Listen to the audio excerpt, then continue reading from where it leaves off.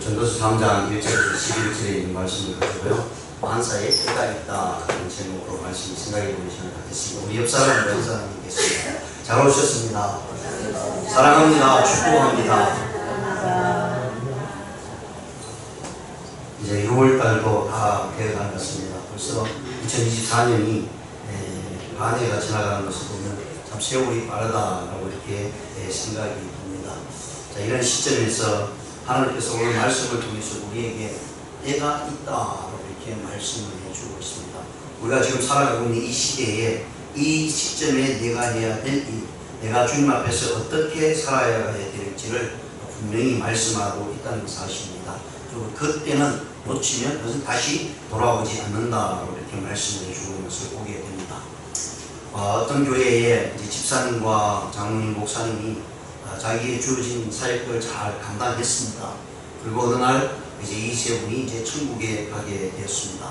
천국에 가게 됐는데 집사님이 천국에 도착하니까 천사들이 나와서 집사님을 아주 환영하면서 식당 안으로 데려갔는데 그 식당 안에 푸짐한 음식을 차려놓고 집사님이 드시라고 했습니다. 거기에는 털보채, 간풍기, 아주 좋은 음식을 짐승처럼 차려놓았습니다. 그래서 그 뒤따라온 장모님이 생각하기를 와, 나는 이제 더 많은 음식을 나에게 차려줄 것이다 라는 생각을 가지고 기다렸는데 오지를 않는데, 그래서 옆에 있는 천사님에게 천사님, 아니 집사님은 이렇게 많은 음식을 주셨는데 나는 왜 주지 않느냐 라고 이렇게 이야기했습니다. 그랬더니 천사가 주방 안으로 딱 들어가니 음식을 들고 왔는데 이 자리에 앉으라고 하면서 딱 내어놓은 것이 짜장면 한 그릇이 있습니다. 그리고 목사님이 들어오셨어요. 그래서 목사님이 볼 때는 이제 내가 목회를 열심히 하고 힘들게 사역을 하다 왔으니까 이제는 이 두 분이 먹는 음식보다 더 많은 것을 줄 것이다 라고 생각하고 기다리는데 천사가 오더니 목사님에게 목사님이 지금 뭐하냐고 빨리 배달하라고 이렇게 이야기를 했다고 합니다. 우리가 신앙생활 하다 보면 여러가지 많은 때를 만나게 됩니다. 그 때를 놓치면 우리는 주님 앞에 섰을 때 아무것도 내어놓을 수 없을 것입니다. 그러나 나에게 주신 그 때 안에 주께서 주신 말씀 안에서 내가 충성을 다하면 그 때를 통해서 하나님 앞에 갔을 땐 우리는 수많은 은혜와 하나님께 주신 그 축복을 누릴 수 있다고 이렇게 말씀을 해주고 있습니다. 그래서 이제 살다 보면요, 이해되지 않는 일들이 너무 많이 있습니다. 어떤 때는 그 이해되지 않는 상황 때문에 억울할 시기도 있습니다. 아무리 노력했음에도 불구하고 내 노력한 만큼 얻지 못할 때도 많이 있습니다. 어떤 때는 내가 분명히 잘못하지 않았음에도 불구하고 내 것을 다 빼앗기고 잘못한 사람, 또 부족하게 살아가는 사람들이 이득을 누리면서 살아가는 그런 모습도 우리는 살펴보게 됩니다. 이런 상황 속에서요, 오늘 이 전도서는 너무나 잘 아는 솔로몬 왕이 이 서신서를 썼다는 사실입니다. 이 말씀을 쓰면서요, 솔로몬이 지금까지 겪었던 삶, 그리고 자기가 젊었을 때부터요 지금까지 왕으로서 지내면서 엄청난 많은 일들을 경험했습니다. 정말 아버지 다윗으로부터 나라를 물려받았습니다.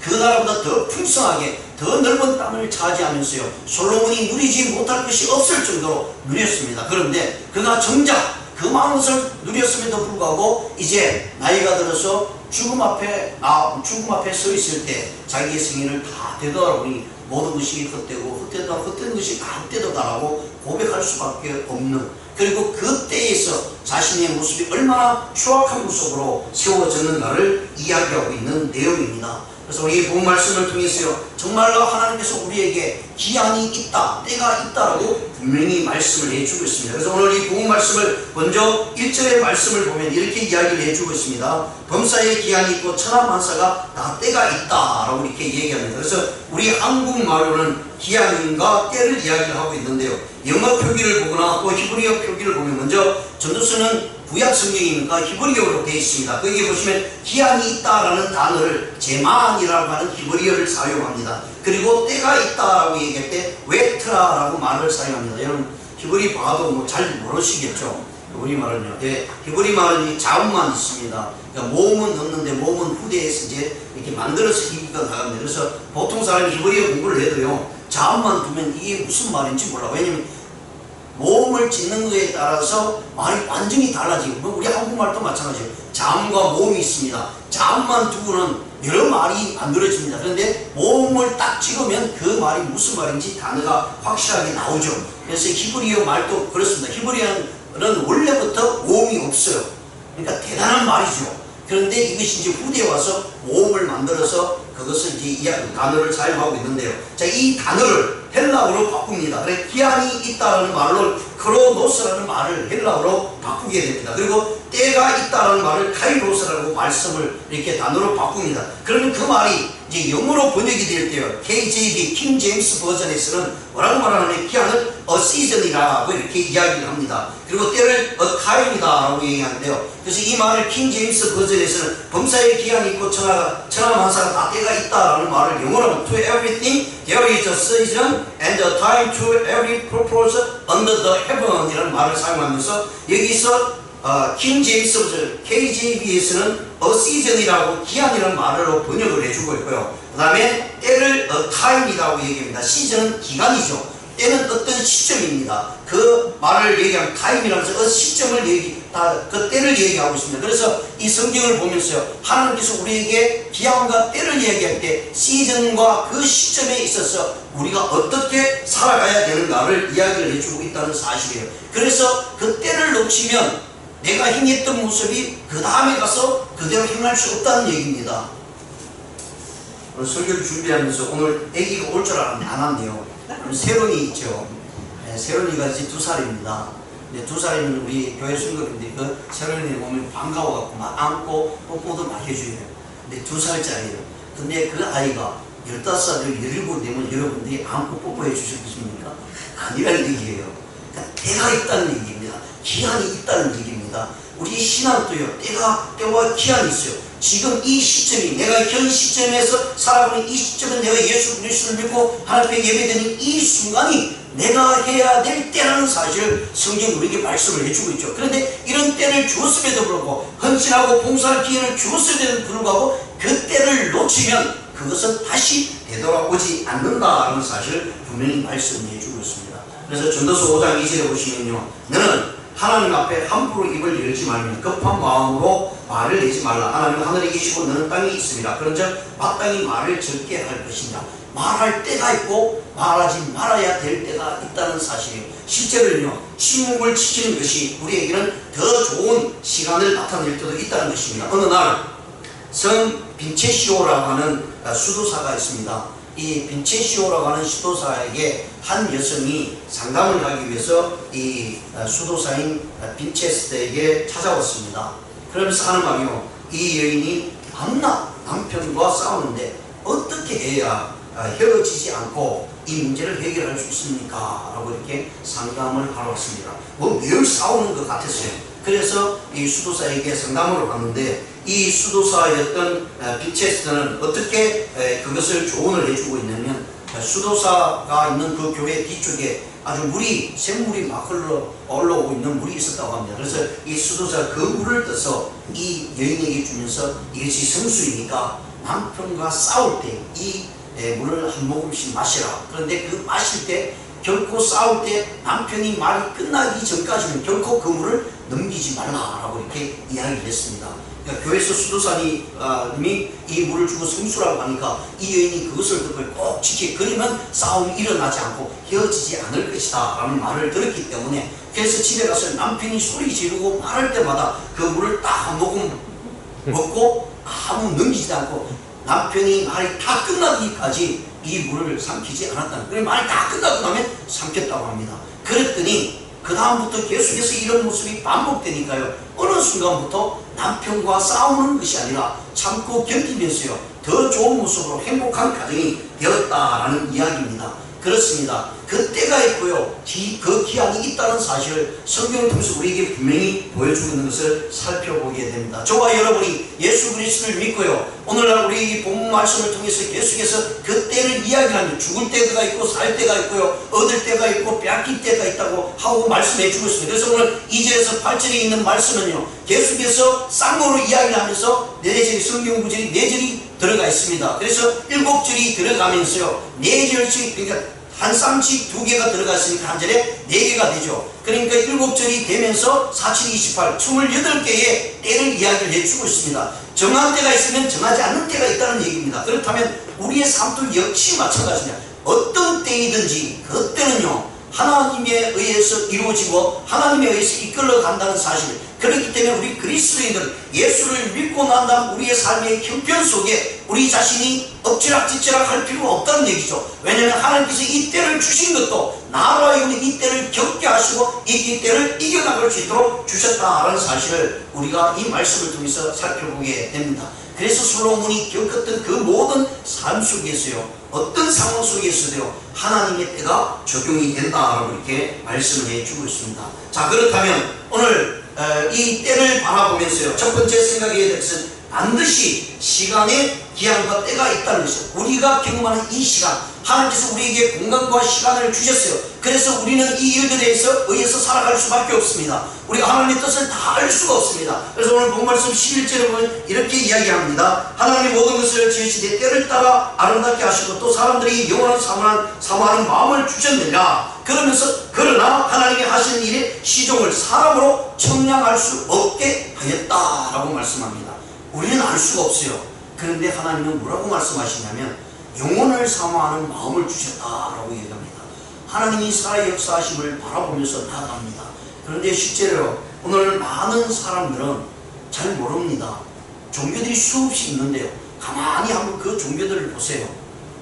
모두 다 이 세상에서 살면서 누리려고 하는 모습으로 나타납니다. 그런데 기독교는요 이 세상에서 누릴 것을 요구하면서 살아가는 것이 아니라 영혼의 세계를 바라보고 살아가는 것이 하나님이 우리를 향하신 모습이라는 사실을 분명히 말씀을 해주고 있습니다. 그래서 시간이 얼마나 중요한 것은 그 시간은 나에게 주신 시간입니다. 그 시간에 내가 최선을 다하지 아니하니 그 시간은 되돌릴 수 없다는 얘기죠. 그래서 많은 분들이 시간에 대해서 이렇게 이야기합니다. 셰익스피어는요 시간은 다양한 사람들 속에 다양한 속도로 가고 있다. 사람마다 다릅니다. 그 시간이 주어졌는데 어떤 시간은 그 시간을 쪼개면서 살아가는 사람이 있고요. 그 시간을 허비하면서 살아가는 사람이 있다는 것입니다. 에디슨이 이렇게 얘기합니다. 변명 중에 가장 어리석은 변명은 시간이 없어서. 제가 이제 우리 성도님들 이야기 하나 보면 교회 예배 시간 나오셔야죠. 기도하셔야죠. 그러면 모두가 하는 말이 바쁘다라고 얘기합니다. 이 말은 시간이 없습니다. 시간이 없으면 왜 다른 일을 왜 해요? 근데 바쁘다 그러면서 왜 다른 일을 왜 해요? 그러다 보니까요 이 말씀이 우리가 생각하는데 정말 하나님께서 나에게 때를 주셨는데 바쁘다는 핑계로 하나님의 때를 하나님의 시간을 우리가 들이지 못한다면 우리에게서는 치명타를 입습니다. 왜냐하면 하나님의 시간과 때는 영혼을 향해서 나가기 때문입니다. 우리의 시간과 우리의 때는 육적인 시간을 위해서 나가고 있죠. 근데 그것은 하나님께서 아무런 쓸모가 없다라고 분명히 말씀을 해주고 있습니다. 성경도 분명히 말씀을 해주고 있습니다. 스위스의 사상가 칼 길티는요 오늘 식사를 내일로 미루지 않으면서 오늘 그걸 다 찾아 먹으면서요 오늘 할 일은 내일로 미루는 사람이 너무나 많다는 사실이에요. 특히 우리 그리스도인들은요 하나님의 믿는 백성으로서 하나님의 사역이 주어질 때 우리는 자꾸 미루려고 합니다. 내일이 바쁘고 내 가정이 바쁘고 내 사업이 내 비즈니스가 바쁘기 때문에 하나님의 일은 뒤에 이 일을 다 하고 난 다음에 해도 충분히 된다고 생각합니다. 그런데 하나님은요 그 시간에 하나님께서 주신 시간을 행하지 않으면 하나님께서 그 문을 닫겠다라고 이렇게 말씀을 해주고 있습니다. 잠언서 27장 1절에 보시면 너는 내일 일을 자랑하지 말라. 하루 동안 무슨 일이 일어날지 내가 알 수 없으니라. 그렇습니다. 우리가 내일 일을 장담할 수가 없습니다. 하루 동안에 어떤 일이 벌어질지 아무도 모릅니다. 그러다 보니까요 죽는 일도 우리가 추정할 수 없죠. 건강하게 잘 계시다가도요 어느 날 갑자기 돌아가시는 분들이 굉장히 많이 있는 것을 보게 됩니다. 야고보서 4장 14절에서는요 내일 일을 너희가 알지 못하다 너희 생명이 무엇이냐 너희는 잠깐 보이다가 없어지는 안개니라. 그러니까 성경은 하나님을 바라보라는 것입니다. 내일 일을 우리가 알지 못하고 지나가는 안개와 같은 우리 인생을 무엇을 가지고 하나님 앞에 내어놓겠느냐라고 이렇게 말씀을 해주고 있습니다. 그래서 에베소서는 사도 바울이요 세월을 아끼라 때가 악하니라 라고 말씀합니다. 이 시대가 너무나 악한 것을 우리는 너무나 잘 알고 있습니다. 세상은 점점 악해져 갑니다. 그런데 예수 그리스도를 믿는 하나님의 백성들이 많이 있다라고, 또 기도하고 하나님의 말씀을 전도한다고 이야기를 하지만 세상은 점점점 악해지고 더 악한 모습으로 우리에게 다가오고 있습니다. 그러다 보니까 그 악한 모습이 우리에게 물들게 되다 보니까 아무렇지 않게 받아들입니다. 그냥 세상이 이렇게 하고 지금 시대가 그러니까 전혀 문제가 안 되는, 잘못된 것이 잘못된 것으로 되는 것이 아니라 잘못된 것이 옳은 것으로 둔갑해 버리고요, 옳은 것이 잘못된 것으로 둔갑해 버리는 시대가 오늘날 이 시대입니다. 이러한 시절에서 저와 여러분이 하나님의 말씀을 가지고 나가지 않으면 우리는 실패할 수밖에 없다는 사실을 분명히 말씀을 해주고 있습니다. 스티븐 콥이라고 하는 분이 있습니다. 이분이 소중한 것을 먼저 하라는 책을 썼습니다. 거기에 4가지 구분을 해주고 있는데요. 어떤 구분을 하냐면 긴급하고 중요한 일이 첫 번째입니다. 긴급하고 중요한 일. 그 다음에 두 번째는 긴급하지 않지만 중요한 일입니다. 그 다음에 세 번째는 중요하지만 긴급하지 않는 거예요. 그 다음에 네 번째는 긴급하지도 않고 중요하지도 않는 일로 이렇게 구분을 해두었습니다. 사람이 실패하는 것은요, 긴급하지도 않고 중요하지 않는 일에 목숨을 걸고 있다는 거예요. 자, 우리는 예수 믿는 하나님의 백성이다라고 자부합니다. 하나님의 나라를 바라보면서 살아가고 있습니다. 근데 중요하지 않고 긴급하지 않는 일은요, 세상 일입니다. 아무리 많은 것을 얻고 쌓아두어도요, 죽음 앞에는 아무것도 아니라는 거예요. 제가 어제 중국 목사님 어머님이 돌아가셔가지고 장례 문안 잠깐 갔다 왔습니다. 많은 분들이 그렇게 이야기합니다. 젊었을 때 많은 일을 했다. 그런데 돌아가실 때 아무것도 가지고 가지 못합니다. 돌아가실 때 딱 한 가지 가져가는 게 있는데 그거는요, 내가 예수를 믿었다. 그거 외에는요, 가져가봤자 소용없습니다. 우리가 살아가는 이 시대는요, 악한 것으로 뒤덮여 있죠. 그런데 끝까지 놓치지 말고 붙들고 끝까지 가야 될 것은 예수님을 향한, 하나님을 향한 우리의 믿음이라는 것을 확실히 느끼게 됩니다. 특히 죽음 앞에 갔었을 때 제일 먼저 목사가 걱정되는 것은 이분이 예수님을 믿느냐 안 믿느냐. 중요한 것은 사람이 인정하는 게 중요하지 않습니다. 여러분 아무리 생각해 보세요. 여러분 지금 청와대가 아니고 어디죠? 용인이에요? 제 대통령이 있는 데가 용산. 네, 용산이에요. 용산 그 대문 앞에 나가서 소리 지르면서 내가 윤석열 대통령을 너무나 잘한다고 막 소리 지르려 보세요. 거기 있던 이 지키는 사람들이 넣어주시겠습니까? 넣어주겠어요? 윤석열 너무 잘하는데 들어갈 수 있도록 문을 열어달라고. 그러면 거기 지키는 사람은요, 안 넣어줍니다. 그런데 그 안에 있던 윤석열 대통령이 창문을 딱 보다가 자기가 아는 사람이에요. 그럼 나와서 그분을 드리라. 자, 중심이 누구예요? 윤석열 대통령이 알아야 되는 거예요. 천국 앞에 가서도요, 나 예수님 잘 믿었습니다. 예수님 하나님 잘합니다. 아무리 소리쳐도 하나님이 모른다면 끝나는 거예요.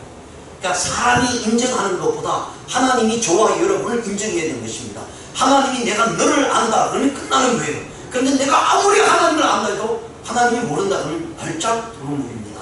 그래서 우리는요, 하나님이 나를 알게 하기 위해서 분한히 더 기도해야 되고요, 하나님께 믿음으로 말씀을 통해서 하나님께 가까이 가려고 노력해야 됩니다. 그래서 하나님은 어떻게 하든 하나님 제발 나를 한번 봐주십시오, 한번 나를 찾아주십시오. 그러면 우리의 인생은 끝난다는 거예요. 그런데 많은 사람들은 내가 뭔가를 해서 내가 하나님을 아는 것으로 사람들에게 알리려고 합니다. 내가 하나님을 얼마나 많이 하는데, 예수님을 얼마나 많이 하는데, 그래서 사람들이 나를 인정해 주기를 원하죠. 사람들이 인정하기 전에 내가 하나님 앞에 인정받아야 된다는 것이, 그것이요, 오늘 이 솔로몬 왕이 우리에게 하나님의 때에, 하나님의 기한에 네가 어떻게 서 있느냐를 분명히 말씀을 해주고 있습니다. 독일 학자였던 칼 마르트라는 분이 아주 유명한 신학자인데요, 이분이 이런 얘기를 했습니다.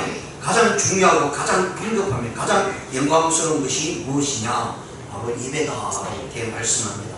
예수 그리스도를 믿는 사람들에게요, 우리에게 있어 가장 중요하고 시급한 일이 뭐냐면 하나님 앞에 온전히 예배를 드리는 것입니다. 그것이 하나님이 가장 기뻐하시는 일이라는 사실을 우리에게 말씀을 해주고 있다는 거예요. 저와 여러분이 살아가면서 많은 사람들에게 뭔가를 알려야 될 것입니다. 많은 사람들로부터 칭찬을 받으려고 해야 될 것입니다. 많은 사람들도 내가 예수 그리스도를 믿는 사람이라는 사실을 알려야 될 것입니다. 그런데 우리의 모습이 온전치 못하고요, 잘못된 모습으로 알려진다면 얼마나 억울한 모습이 되겠습니까? 여러분 너무나 잘 아는 알프레드 노벨이라는 분을 아시죠?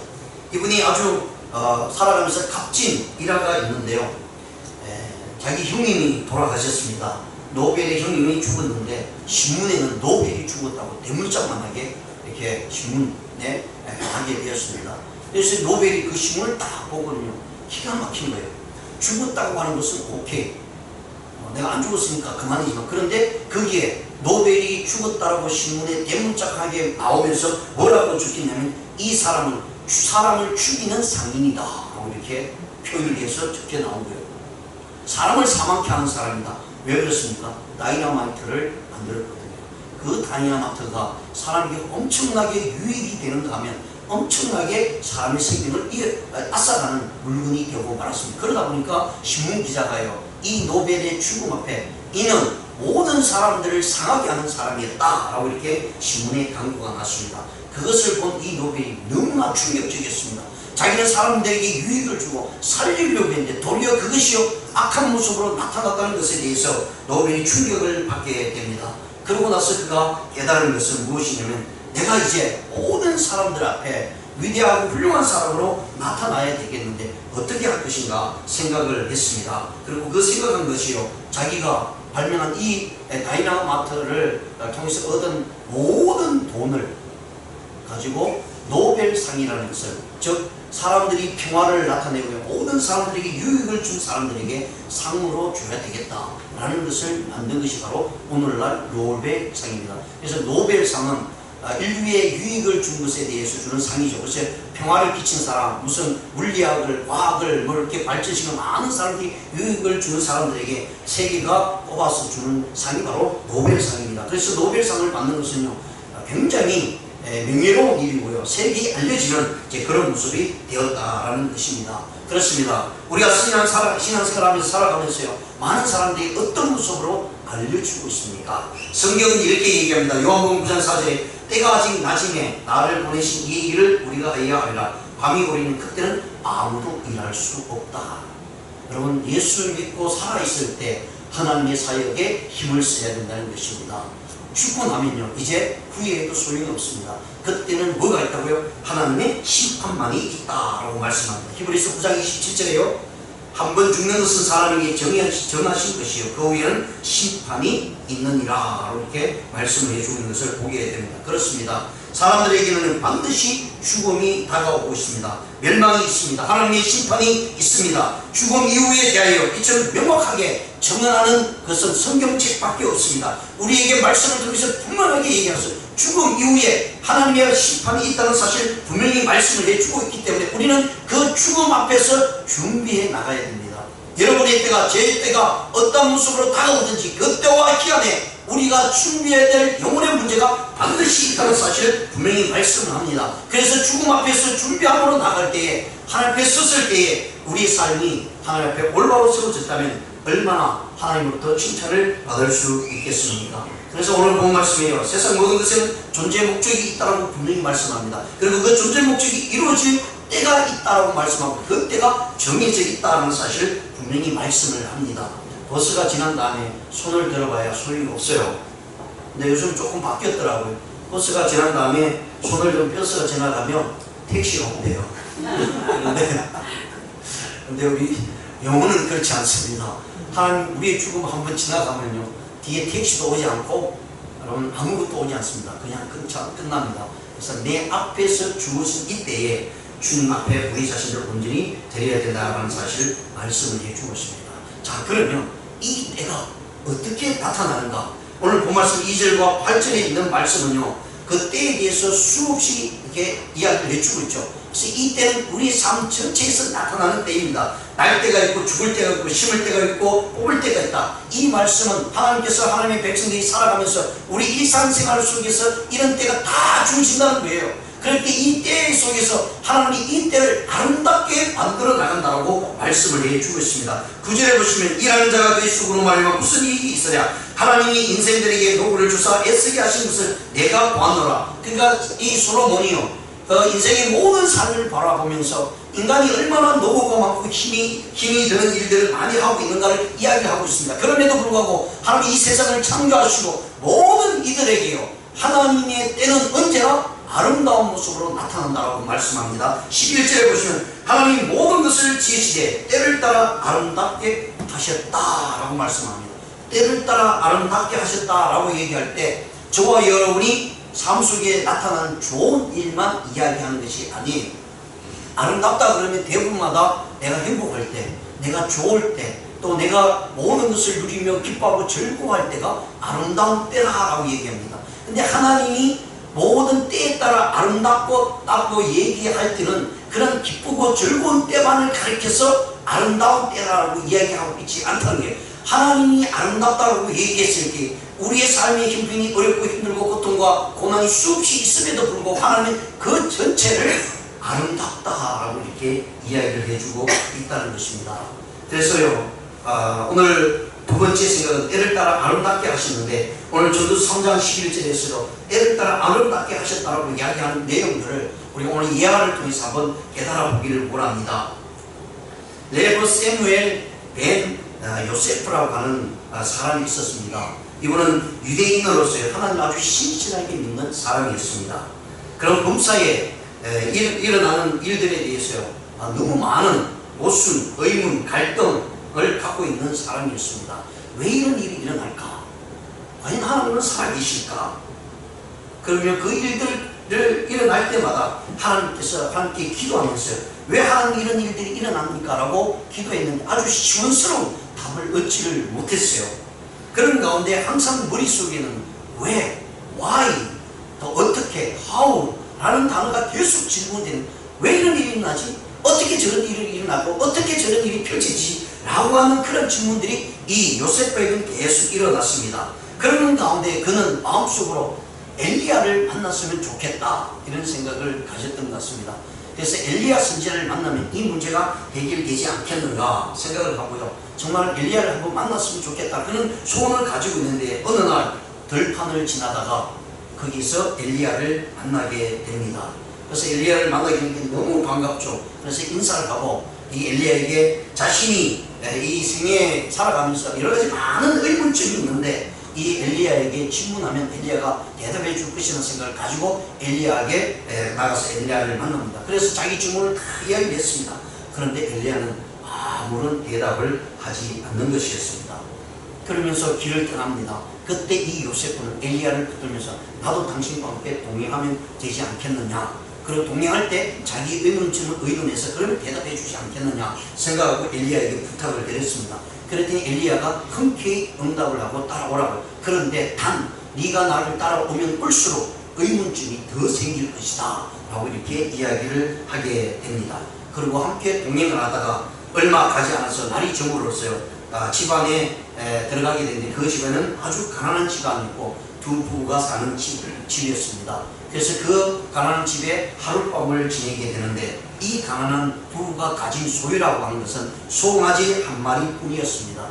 그 송아지는 그 부부에게서는 재산이었고 모든 것이었던 것을 나타내 주고 있습니다. 이 가난한 부부는요, 정말 이 두 사람의 정성을 다해서 대접을 해주고 그날 밤에 편안하게 잠잘 수 있도록 이렇게 다 돌봐주게 됩니다. 그리고 밤이 지나서 아침이 되어서 이 엘리야와 요셉과 떠나게 되는데요, 대문을 나는 그 순간에 갑자기 송아지가 죽어버리고 말았습니다.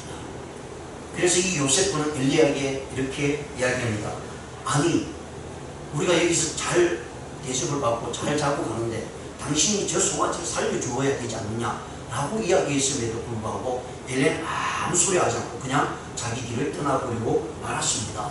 그러니까 이 요셉은 굉장히 의문점을 가지죠. 우리에게 착한 행동을 하고 우리를 위해서 이렇게 대접했는데 어떻게 저 송아지를 죽게 내버리느냐, 엘리야의 능력이라면 충분히 살릴 수 있는데 라는 생각을 가지고 또 길을 떠납니다. 그리고 한참을 지나가다가 저녁이 되어서 한 집에 들어가게 되는데 그 집은 부잣집이었습니다.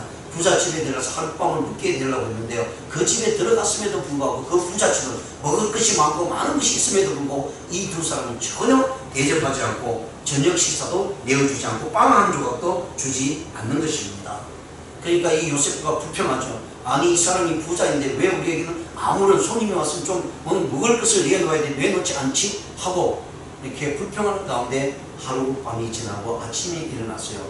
이제 이 집을 떠나려고 합니다. 엘리야와 이 요셉과. 그리고 떠나려고 하고 앞마당으로 나왔는데 앞마당에 이제 큰 나무가 쓰러져 있는 거예요. 그런데 엘리야가 그만 가다가 이 나무를 딱 번쩍 들면서 그 넘어진 그 자리에 딱 받고 그걸 잘 메꾼 다음에 나무가 쓰러지지 않도록 이렇게 세워줬습니다. 그랬더니 요셉부가 너무 화가 나잖아요. 아니 착한 집에서는 송아버지가 죽은데 살려주시다 그냥 나오더니 지금 이 못된 부잣집에 아무것도 대접받지 못하는데 걸어 나오면서 쓰러진 그 나무를 다 세워주고 살려줘? 어떻게 이럴 수가 있어? 하고 이 요셉부가 이 엘리야에게 질문하는, 아니 이럴 수가 있느냐고, 저 사람은 나쁜 사람인데 왜 이 나무를 내가 다시 살려주느냐고 이렇게 의문을 가지고 질문합니다. 그럼에도 불구하고 엘리야는 아무 소리 안 하고 지나가게 됩니다. 한참을 지나가다가 엘리야가 이 요셉에게 이제 이야기를 합니다. 요셉 씨, 당신이 우리 가나안 집에 갔을 때 송아지가 죽었죠. 내가 왜 안 살려주는 줄 압니까? 왜 그러냐면 그날 거기 있는 부부 중에 아내가 목숨을 잃는 시간이었습니다. 그 아내의 목숨을 지키기 위해서 내가 하나님 앞에 엄청나게 기도하고 간구했습니다. 그래서 그 아내의 목숨을 살리는 대신 송아지가 죽었습니다. 이렇게 얘기할 거예요. 사람은 우리가 어떤 일이 벌어지면요 잘 모르죠. 어려움이 벌어지면 죽는 줄 알죠.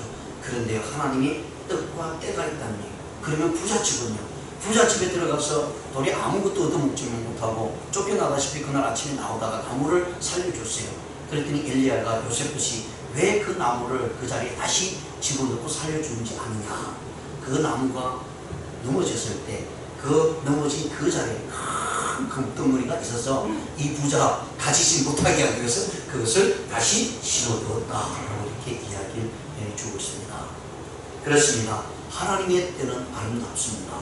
그래서 우리 삶 속에요 어려움과 고통이 온다고 해서 그것 때문에 실망할 필요가 없다는 거예요. 거기에는 하나님의 무한한 뜻이 있다는 사실, 특히 하나님의 자녀들은요 하나님께서 붙드시고 인도하시는다는 사실이, 여러분 진짜 넘어지고 엎어져서 정말 헤어날 길이 없어서 하나님을 원망할 수밖에 없는 그런 상황 속에서도요 하나님이 이 일을 통해서요 하나님이 일을 이루어간다는 사실을 우리에게 분명히 보여주고 있다는 것입니다. 그렇습니다. 로마서 8장 28절에 보시면 우리가 알거니와 하나님을 사랑하는 자고 그의 뜻대로 부르심을 입은 자들에게는 모든 것이 협력하여 선을 이룬다. 예, 우리의 삶에는 기쁨이 있고 슬픔이 있고요 좋은 일이 있고 나쁜 일도 있습니다. 그러나 그것이 하나님의 때에 하나님의 섭리에 이루어진다고 생각한다면 우리의 어렵고 힘든 일들도요 전혀 문제가 되지 않는다는 사실을 우리에게 분명히 말씀을 해주고 있습니다. 그러기에 저와 여러분은요 하나님의 때와 하나님의 기약 속에요 어떤 일이 벌어진다 할지라도 하나님께서 아름답게 메고 나가시고 아름답게 세워나가신다는 사실을 우리가 알고 우리의 모든 상황을 주님께 맡기십시오. 내 뜻대로 내 생각대로 하지 마시고 주님께 먼저 맡기고 주님의 뜻에 맡기면 우리의 마음은 홀가분해질 것입니다. 안달하면서요 어떻게 하면 이 일을 이루어지지 않을까, 어떻게 하면 이 일이 망하지 않을까 안절부절하는 가운데 우리의 몸은 상해질 수밖에 없고요 그 일들은 골고루 이루어지지 않게 될 것입니다. 그러나 하나님께 맡기고 그 때와 기한을 기다리며 겸손히 믿음으로 나가면 하나님께서 반드시 세워주신다라고 이렇게 말씀을 해주고 있습니다. 세 번째로는요 오늘 이 본 말씀을 통해서 분명히 보여주고 있습니다. 영혼을 사모하는 마음을 주셨다라고 말씀합니다. 영혼을 사모하는 마음. 오늘 본 말씀 11절에 보시면 중간절에 보면 또 사람들에게는 영혼을 사모하는 마음을 주셨느니라. 그러나 하나님이 하신 일의 시종을 사람으로 청명할 수 없게 하셨다. 영혼을 사모하는 마음, 영원한 세계를 사모하는 마음을 우리에게 주셨어요. 예, 세상에서는 모든 일이 우리의 뜻대로 되지 않습니다. 그런데 하나님께서 우리의 은혜, 하나님의 성령의 능력에 안에 거할 수 있도록요 하나님의 형상으로 사람이 지어지고 그 형상 안에서 하나님을 바라볼 수 있는 영혼을 사모할 수 있는 그런 마음을 주셨다고 분명히 말씀을 해주고 있습니다. 이것이 우리에게는 굉장히 중요합니다. 영혼을 사모하는 마음이 없는 이들에게는 이 땅에서 해놓은 것은 아무것도 아닌 걸로 나타나게 돼요. 그들은 엄청난 고통과 고난 속에 영혼을 맞이할 수밖에 없다라는 사실을 말씀을 해주고 있습니다. 그렇습니다. 우리의 기도의 내용은요 하나님의 나라에 소망하는 가운데 그 나라에 들어가는 기도보다 더 큰 기도는 있을 수가 없을 것입니다. 우리의 최종적인 기도는 하나님 나라의 소망을 가지고 나가는 기도입니다. 그것이 하나님의 때를 기다리는 우리의 모습이 되어야 됩니다. 그리고 하나님 그 영혼을 사모하는 자에게요, 참으로 하나님 놀라운 은혜를 주신다고 분명히 말씀을 해주고 있는 것을 보게 됩니다. 사람들은 기소 본능이 있습니다. 고향을 떠난 사람은요, 언젠가는 고향에 가야 되겠지라는 생각을 늘 간직하고 있습니다. 특히 남자분들은, 제가 이제 60이 가까워져 보다 보니까 옛날 사람들이 자꾸 생각나고 고향 사람들이 자꾸 생각이 나요. 왜 그런가 했더니 자꾸 옛날 일들 바라보면서 자기가 가졌던 생각 같은 그 추억들이 더 강하게 느껴집니다. 그러니까 우리 여기 남편 되시는 분들이 야 어디를 가자 그러면요, 그냥 우리 아내 되시는 분들 따라가세요. 왜냐하면 이 남편분들은요, 자기가 살던 몇 년 안 살았다는데도 가끔이 생각나서 자기 살았던 지를 한번 가보고 싶습니다. 그런 생각이 이렇게 나요. 저는 특히 미국 생활을 오래 하다 보니까 결혼하자마자 미국 가서 생활하면서 지냈던 모습 속에서요, 정말 바빠서 정신없이 지나갈 때는 전혀 젊었을 때 생각이 나지 않았어요. 그때는 친구도 생각이 나지 않습니다. 그리고 친구들에게 뭐 전화할 여유도 없었습니다. 그런데 이게 10년이 지나고 20년이 지나고 이게 50이 넘어지고 40 중반이면서 50이 되니까 그때부터 괜히 친구들한테 전화하니까 친구들이 황당하죠. 10년, 20년 전화 안 하다가 갑자기 전화해서 잘 있냐고 물으니까 이게 얼마나 황당하겠어요. 근데 우리의 마음속에는요, 그런 기소 본능이 있다는 사실이에요. 그런데 그 기소 본능이 가장 강하게 나타나는 것이 바로 영혼을 사모하는 것이다 라는 사실이에요. 하나님을 믿는 백성들은요, 바로 여기에 우리의 중점으로 나가야 된다는 것입니다. 그런데 하나님을 알지 못하는 사람들, 영혼을 사모하는 마음이 별로 없습니다. 한번 물어보세요. 당신이 죽으면 영원한 세계를 향해서 지금 준비하고 있느냐면, 다른 종교, 예수님을 믿지 않는 다른 어떤 사람, 모든 사람들은요, 그것을 생각하지 않습니다. 그런데 우리 믿는 사람들 대부분 다 이야기를 하면, 나는 예수를 믿고 천국 가기를 원합니다. 영원한 세계 하나님 나라에 가기를 원합니다. 나는 죽으면 하나님의 나라에 기쁜 마음으로 소망을 두고 살아가고 있습니다 라고 이렇게 이야기를 다 하고 있다는 것이에요. 왜냐하면 하나님께서 우리 마음속에 영혼을 사모하는 마음을 주셨기 때문이다 라고 이렇게 말씀을 해주고 있기 때문입니다. 그렇기 때문에 저와 여러분이 신앙생활하면서요, 정말 어떤 일이 있다 할지라도요, 그 일들이 내일에 일어나지 아니한다 할지라도 하나님을 믿는 믿음으로 나아가십시오. 고통과 고난 속에 있다 할지라도 하나님을 믿는 믿음으로 나아가면 그 일들은 반드시 하나님께서 아름답게 만들어 주실 거죠. 결국 영혼을 사모하는 그 마음속에 하나님의 놀라운 축복과 은혜가 있다는 사실 분명히 말씀을 해주고 있습니다. 그래서 오늘 본 말씀 위에 요한복음 1장 12절에서는요 이렇게 말씀합니다. 영접하는 자 곧 그 이름을 믿는 자들에게는 하나님의 자녀가 되는 권세를 주셨으니, 예수 그리스도를 믿는 자입니다. 그 어떤 것도 본을 얻을 수 없어요. 오늘 많은 교회 수능들이 예수를 믿는다고 교회에 다니는데요, 정말 천국 앞에 섰을 때 네가 왜 천국에 들어가야 되냐, 네가 왜 천국에 들어갈 수 있느냐라고 하는 질문 앞에 과연 저와 여러분은 무엇이라고 대답하실 것입니까? 오늘 성경은 영접한 자, 그 이름을 믿는 자들에게 하나님의 자녀를 권세를 줍니다. 하나님을 믿는 자, 예수 그리스도를 믿는 자녀입니다. 다른 그 어떤 것으로 인해서 하나님 앞에 갈 수 없다는 사실입니다. 그래서 성경은요, 요한복음 14장 6절에서 예수께서 이르시되 나는 길이요 진리요 생명이 나로 말미암지 않고는 아버지께로 갈 자가 아무도 없다라고 얘기해요. 천국에 갈 수 있는 길은요 오직 예수 그리스도뿐입니다. 여러분이 아무리 착한 행동을 하고요, 아무리 많은 것을 가지고 사람들을 구제해도요, 그것 때문에 천국 가는 게 아닙니다. 오해하지 마십시오. 나는 많은 것을 가지고 그리고 많은 사람들을 구제하겠다. 예, 좋습니다. 그런데 그것을 행했기 때문에 천국 가는 것이 아니라 예수 그리스도를 믿고 있기 때문에 예수님의 은혜가 너무나 크기 때문에 감사함으로 그 일을 행해야 된다는 것이죠. 그런데 많은 이들은요, 난 교회 가서 열심히 일했습니다. 교회 예배 참석했습니다. 모든 일을 솔선수범해서 그래서 나는 천국 갈 수 있습니다. 큰일 날 소리입니다. 그분 아직 예수님을 만나지 않았습니다. 예수님을 만나야 천국 갈 수 있다는 사실 분명히 말씀을 해주고 있기 때문입니다. 카네기가 평생토록 간직하고 있는 그림 하나가 있다고 합니다. 대단한 그림도 아닙니다. 그 그림은 신비한 용기를 주는 그런 그림으로 이 카네기 마음을 감동을 주었다고 합니다. 젊었을 때는 이 카네기가 웹판원으로 일을 했다고 합니다. 그래서 자기 판매원으로 이렇게 세일즈로 하고 다니다가 어느 노인 집에 들어가게 됐는데요, 그 노인에게 물건을 팔기 위해서 세일즈를 하고 있는데 그 노인과 대화하는 가운데 그 앞에 벽에 걸려있는 그림이 하나 이렇게 보이게 되었다고 합니다. 해변가의 모래 위에 고깃배가 이렇게 처박혀있는 그런 모습으로, 기울어져 있는 모습으로 있는, 혼자 외롭게 있는 그림이었다고 합니다. 그래서 보기에는 그냥 볼품없고 참 그림도 그렇게 잘 그리지는 못했다라는 생각을 가지고 있는데, 그런 생각을 가지고 그림을 보다가 밑에 무슨 글자가 쓰여있냐면 반드시 밀물이 밀려오리라, 그날에 나는 바다로 나아가리라 라는 말이 딱 적혀있다는 거죠.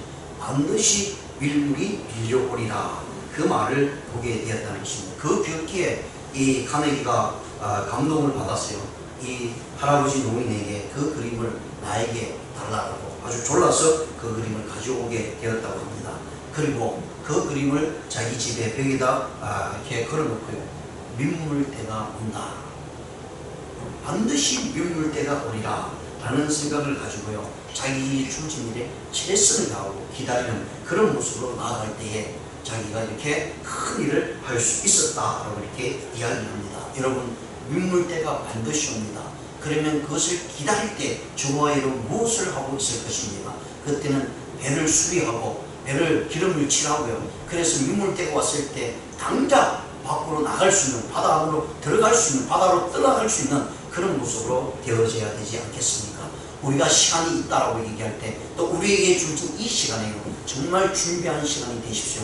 예수 그리스도를 만날 준비를 하십시오. 그래서 준비를 하고 있는 가운데 주님을 만났을 때 부끄럽지 않는 믿음의 소유자가 되십시오. 주님 앞에, 내가 주님 앞에 내어놓을 수 있는 믿음의 모습이 반드시 있어야 되는 우리의 모습이 되어야 된다는 사실을 이 말씀을 통해서 이야기를 하고 있습니다. 그래서 그때와 시기는 우리는 알 수가 없습니다. 그러나 이 시기, 지금 현재 내가 살아가고 있는 이 시점은 내가 해야 될 일이 반드시 있습니다. 그리고 하나님의 영원한 일을 위해서 나아가십시오. 그러면 하나님께서 반드시 축복을 주시고, 우리가 기다리고 우리의 모습들을 준비하는 가운데 그때는 놓치지 않고 도리어 그때는 우리에게 주신 복된 시간이 된다는 사실을 기억하시면서요, 하나님의 때와 하나님의 기한을 놓치지 마시고 주님 앞에 나가 승리의 삶을 사는 저와 여러분 되시길 주님의 이름으로 축원드립니다. 기도드리시겠습니다.